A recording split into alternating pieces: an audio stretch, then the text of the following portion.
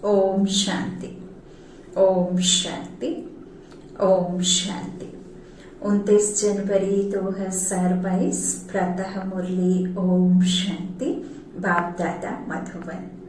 आज के ईश्वरीय महावाक्यों में बाबा ने कहा, मीठे बच्चे, आत्मा को निरोगी बनाने के लिए रूहानी स्टडी करो और कराओ, रूहानी हॉस्पिटल खोलो। आज की मुरली का प्रश्न है, कौन सी एक आश रखने से बाकी सब आशाएं स्वतः पूर्ण हो जाती हैं? उत्तर में बाबा ने कहा, सिर्फ बाप को याद करो, एवर हेल्दी बनने की आश रखो।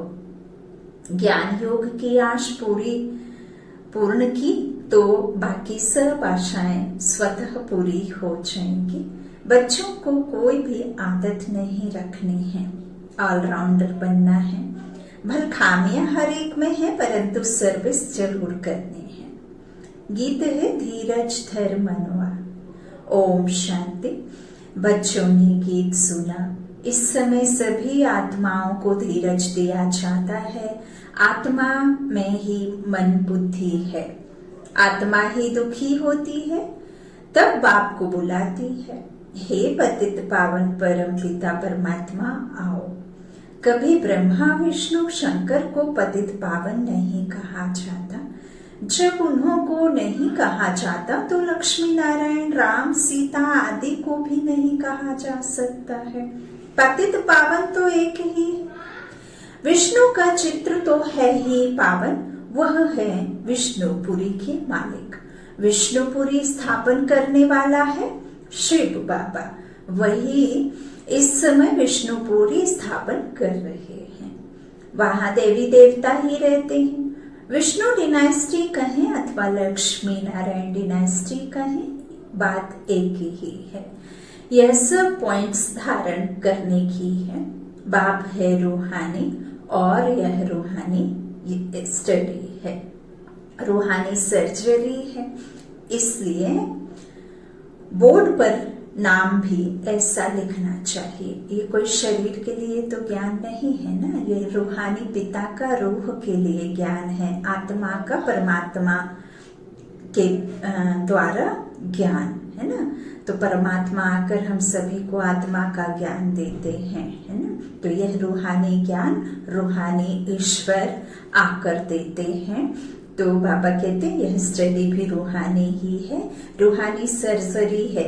इसलिए बोर्ड पर नाम भी ऐसा ही लिखना चाहिए। ज्ञान इंजेक्शन देते हैं ना, आत्मा को उसे शुद्ध करते हैं, ज्ञानेश्वरी बनाते हैं। तो बाबा कहते ब्रह्म कुमारी रूहानी ईश्वरीय विश्वविद्यालय। रूहानी अक्षर जरूर डालना है। रूहानी हॉस्पिटल भी कह सकते हैं, क्योंकि बाप को अविनाशी सर्जन भी कहते हैं। पतित पावन ज्ञान का सागर भी कहते हैं। यह धीरज दे रहे हैं कि बच्चे, मैं आत्मा हूँ, मैं रूहों को पढ़ाने वाला हूँ, मुझे सुप्रीम रूह कहते हैं। आत्मा को ही रोग लगा हुआ है, खाद पड़ी हुई है। सतयुग में पवित्र आत्माएं हैं, यहाँ अपवित्र आत्माएं हैं। वहां है पुण्य आत्माएं, यहाँ है पाप आत्माएं। आत्मा पर ही सारा मदार है। आत्मा को शिक्षा देने वाला है परमात्मा। उनको ही याद करते हैं, सब कुछ उनसे ही मांगा जाता है। कोई दुखी कंगाल होगा तो कहेगा, मेहर करो, कुछ पैसे साहूकार से दिलाओ। पैसा मिल गया तो कहेंगे ईश्वर ने दिया व दिलवाया।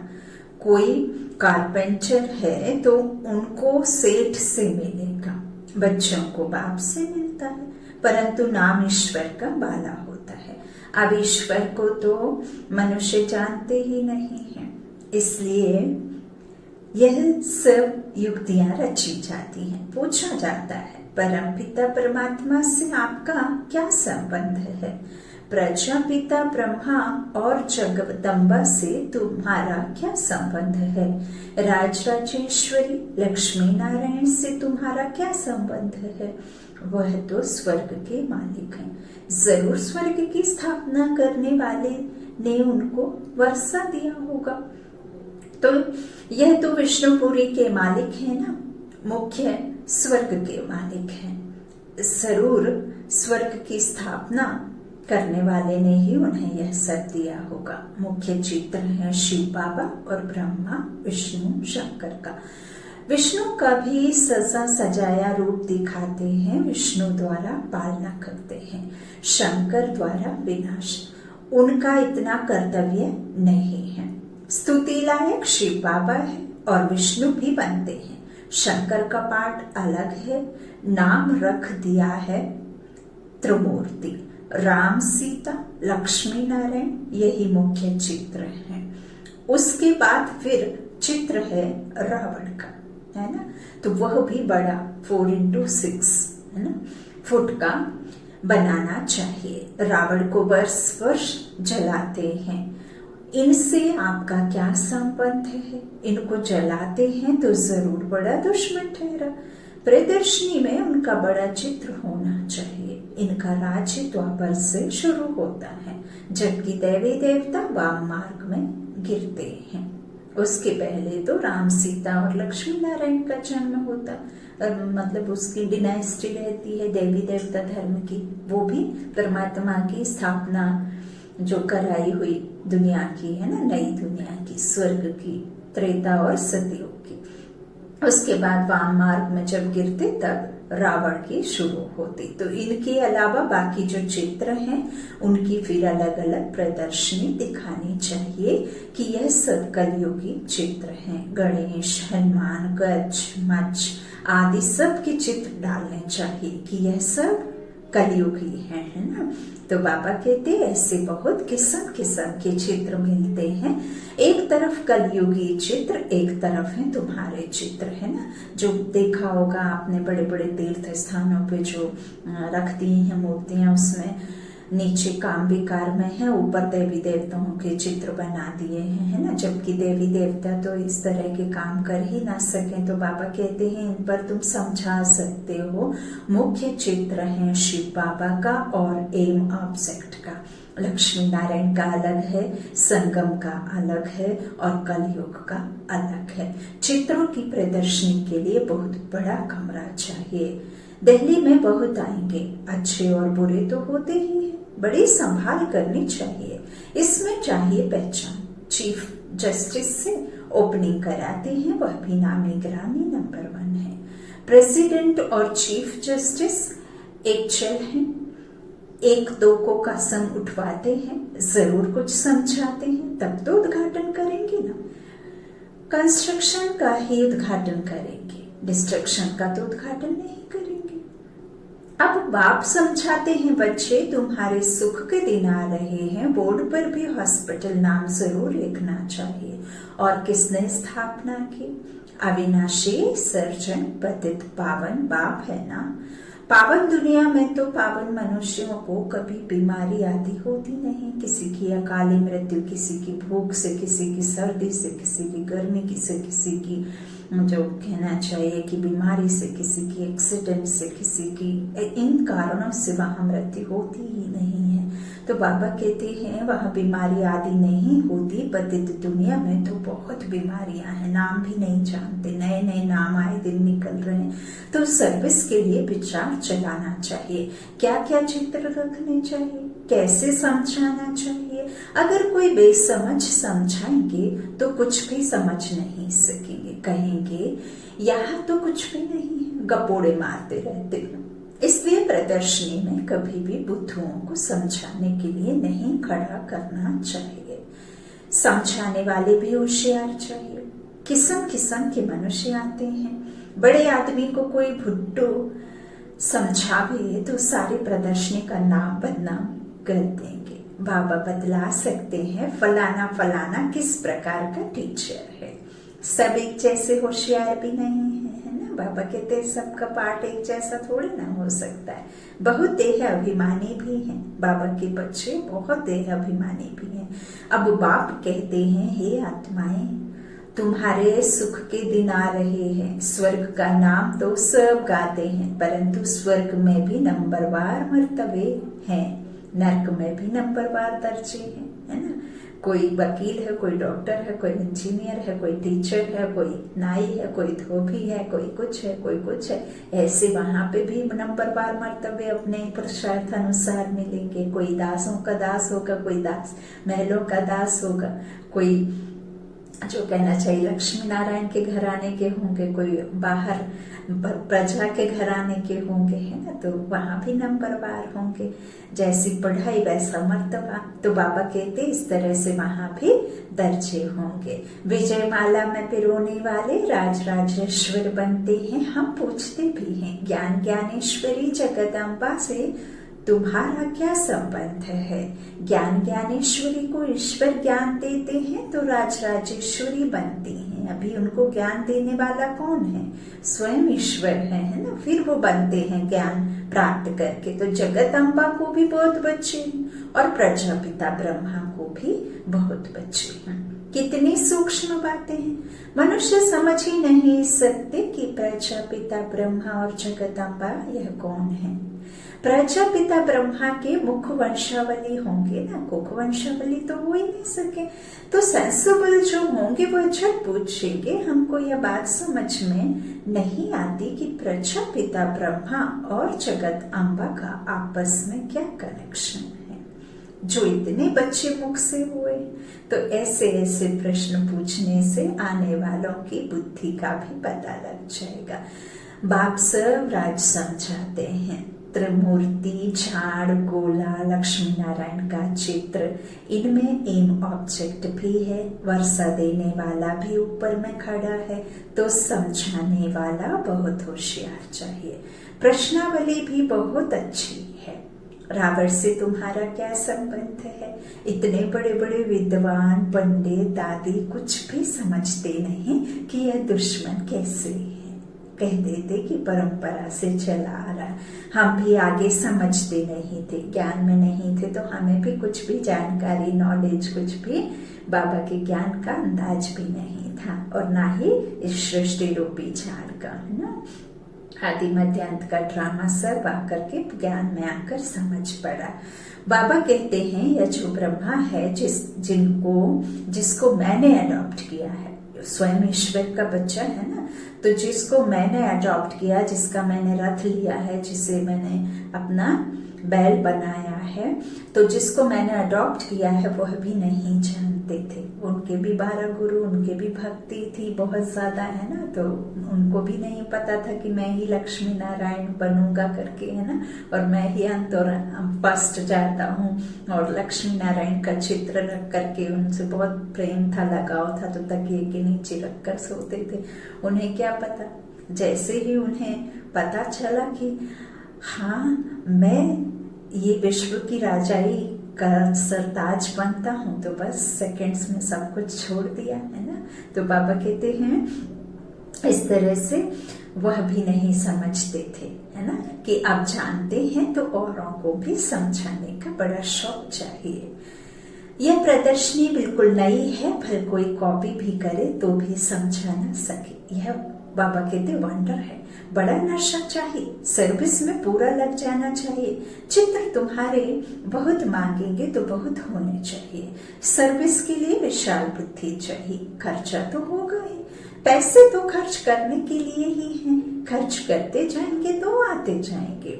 धन दिए धन ना खुटे।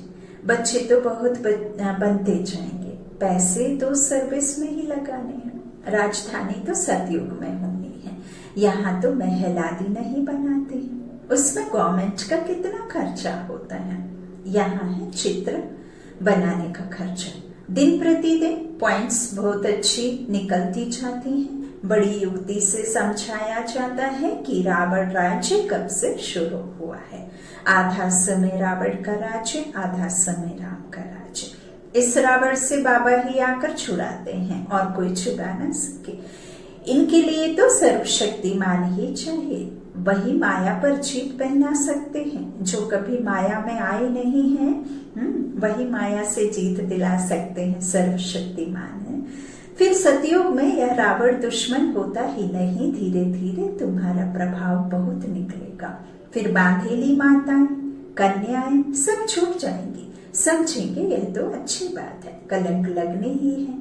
कृष्ण पर भी कलंक लगे है ना, स्थापना के समय भी गाने आदि के कलंक लगाए, गालियां देते थे। फिर स्वर्ग में भी कलंक लगाए हैं, सर्प ने डसा, यह किया, कितनी फालतू बातें हैं, प्रदर्शनी में बहुत आते हैं। फिर उन्हों को कहा जाता है सेंटर पर आकर समझो, आकर अपने जीवन बनाओ, काल पर जीत पहने। वहां काल खाता नहीं। एक कहानी है, यमदूत लेने आया तो उनको कहा तुम अंदर घुस नहीं सकते। यह बड़ी समझने की बातें हैं। इसमें बड़ी विशाल बुद्धि चाहिए और देही अभिमानी चाहिए, देह से बिल्कुल एकदम न्यारा, है ना। तो आत्मा स्वरूप, आत्मिक दृष्टि से खुद को देखना और हर एक को साक्षी होकर देखना, है ना। तो हम आत्मा है, पुराने संबंध और पुराने शरीर का भान नहीं रखना है। अब नाटक पूरा होता है, हम वापस जा रहे हैं। स्वर्ग में जाकर हमको नए संबंध में जुटना है। यह ज्ञान बुद्धि में है। अब नाटक पूरा होता है। यह पुरानी दुनिया तो खत्म होने वाली है, हमारा संबंध है बाप से और नई दुनिया से। यह बातें सिमरन करनी पड़ी। यह ज्ञान मिल रहा है तुमको भविष्य नई दुनिया के लिए। यह पुरानी दुनिया तो कब्रिस्तान होनी है, इनसे क्या दिल लगानी है। यह तो देह सहित सब कुछ खलास हो जाने वाला है। देही अभिमानी बनना अच्छा है। हम बाबा के पास जाते हैं, अपने साथ बातें करनी है, तब कोई को समझा सकेंगे। अब तुम बच्चे जानते हो हमारे सुख के दिन आ रहे हैं। जितना पास होने का पुरुषार्थ करेंगे तो पद भी ऊंचा पाएंगे। सर्टिफिकेट तो टीचर ही देंगे ना। वह जानते हैं इनमें कितनी सच्चाई है, कितना सर्विसेबल है। यह कंस्ट्रक्शन का काम करते हैं, डिस्ट्रक्शन का काम तो नहीं करते हैं। सर्विसेबल है, दिल पर चढ़ते हैं। भला भी तो परिपूर्ण कोई नहीं है, खामियां तो सब में रहती हैं। परिपूर्ण तो आगे चलकर बनना है, शौक रखना है। मनुष्य की जीवन कैसे बनाए, कांटों को फूल बनाना है।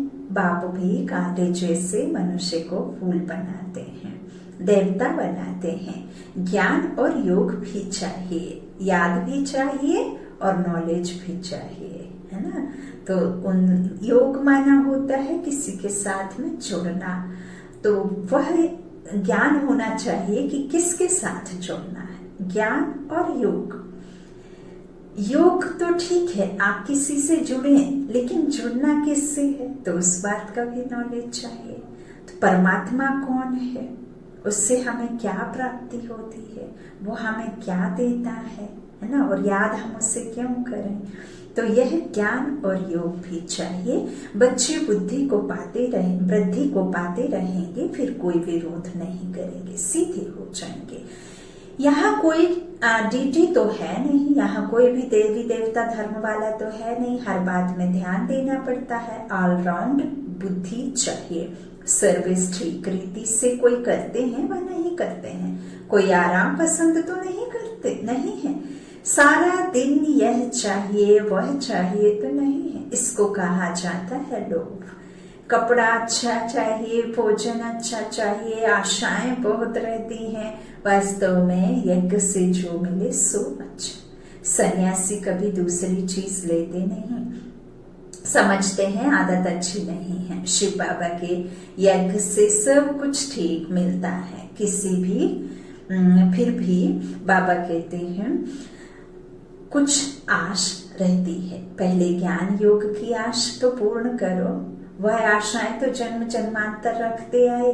अब तो बाबा को याद करने से हम एवर हेल्दी बनेंगे, यह आश रखनी है ना। तो यह जरूर लिखना है कि यह रूहानी हॉस्पिटल है, जिससे मनुष्य समझे कि वह हॉस्पिटल व कॉलेज भी है। बाबा के मकान भी हॉस्पिटल और कॉलेज के ढंग से बनवाया है।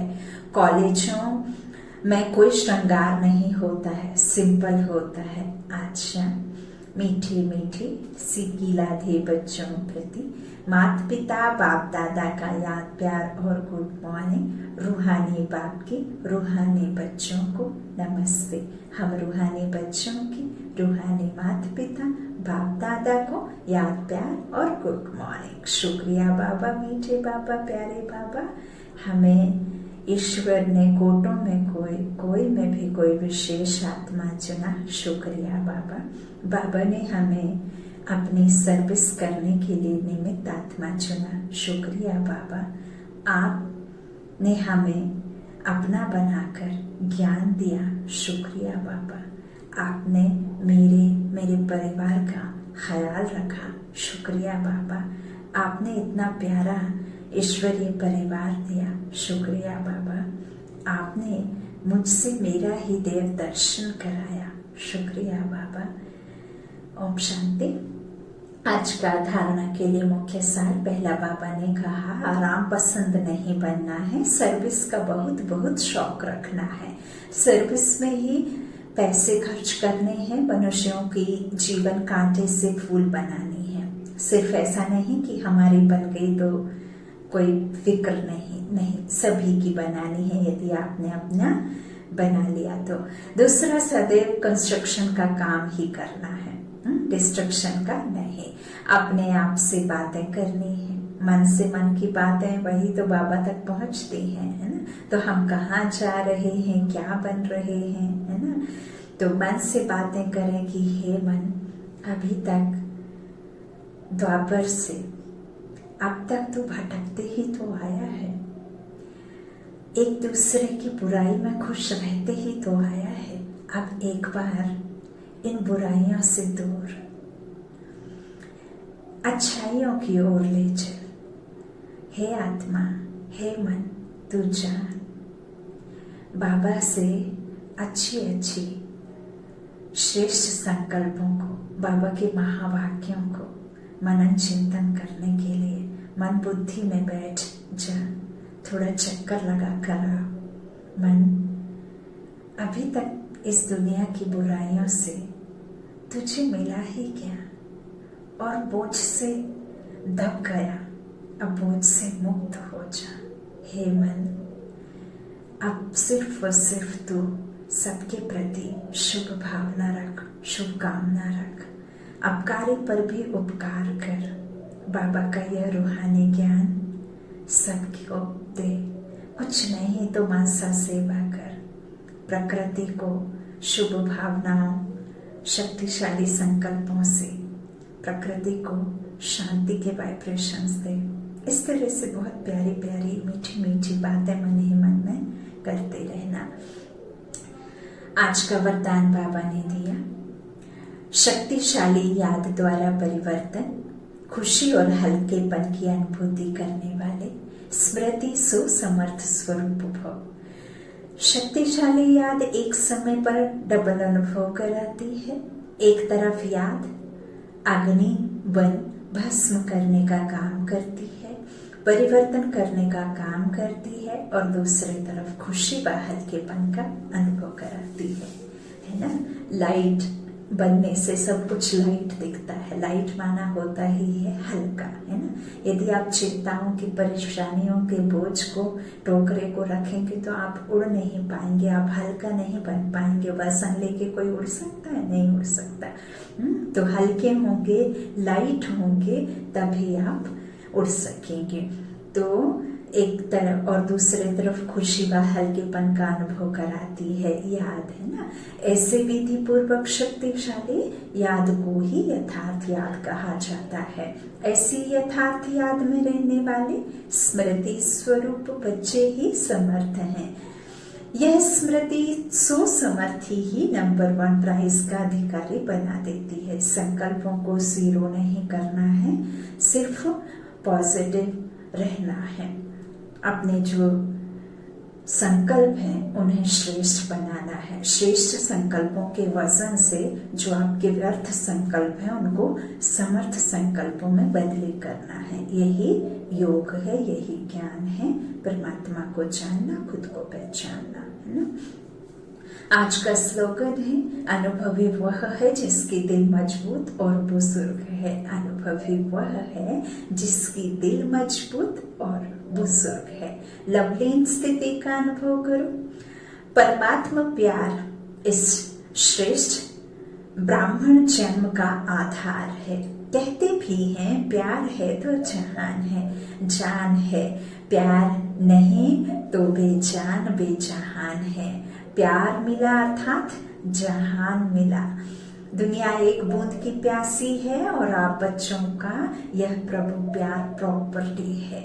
इस प्रभु प्यार से पहले पलते हो अर्थात ब्राह्मण जीवन में आगे बढ़ते हो तो सदा प्यार के सागर में लवलीन रहो। लवलीन स्थिति का अनुभव करने का रिपीट करती हूँ।